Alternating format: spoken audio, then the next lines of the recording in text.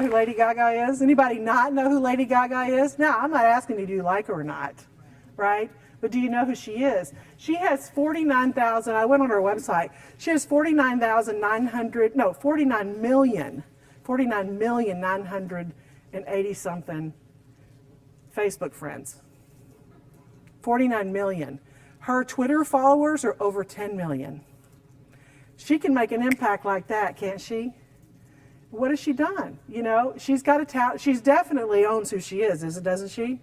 So one of the things that when I started looking at it, I started looking at the leaders that I'm working with and which ones have really been able to be the game changers. The first thing I noticed was they own who they are. They own who they are. You know, I started looking at for myself, and when did I actually start owning who I am? Because when you have a name like Bambi, by the way, it is my real name.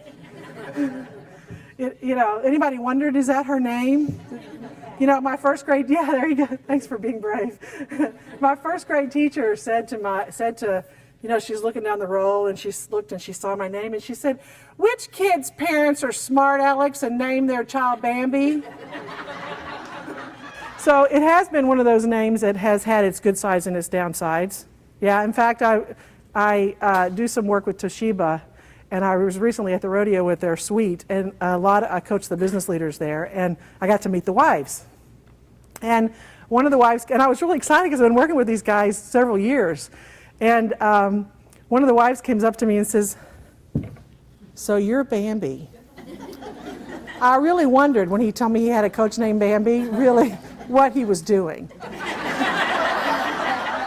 Each of you is unique. You know, if they did your thumbprint, it would be unique.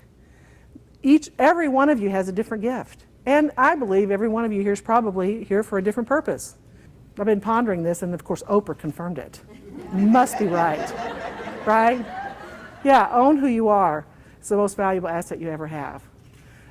So that's the first piece. The second piece is to really take on your development, take on your growth and development, however you do that.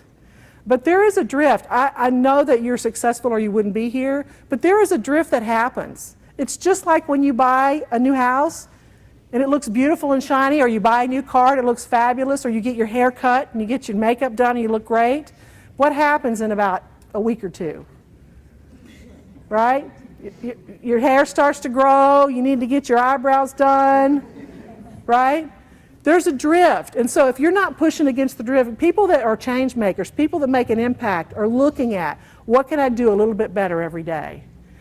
What's the third thing that I see that's consistent with people that are change makers is they have identified what they're committed to. They've identified a commitment that you could call it your purpose, you could call it your calling, you could call it a stand, but they've identified something that they said, this shall be.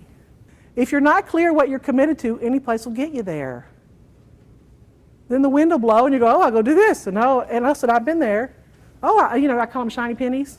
Oh, that's a good idea. One of the things that I call that conversation we're having with ourselves, you know, the one, we think that's us. Don't we think that's us? I'd like you to consider, just try this on.